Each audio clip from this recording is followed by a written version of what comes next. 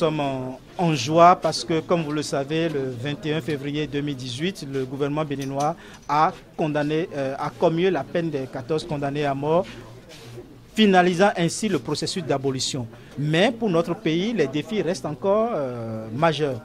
Les défis majeurs, c'est-à-dire que l'objectif d'être un État moderne en termes de respect du droit à la vie reste encore à concrétiser. En ce qui concerne la torture, nous sommes en plaidoyer pour demander au Bénin d'aller au-delà de la commutation donc des peines de mort pour pouvoir réellement dans le prochain code pénal criminaliser la torture et criminaliser la vindicte populaire. Nous avons constaté à travers ce rapport que l'Afrique subsaharienne a fait un bond qualitatif parce que nous sommes à peu près aujourd'hui sur 20 États qui ont définitivement aboli pour tous les crimes la peine de mort en Afrique subsaharienne.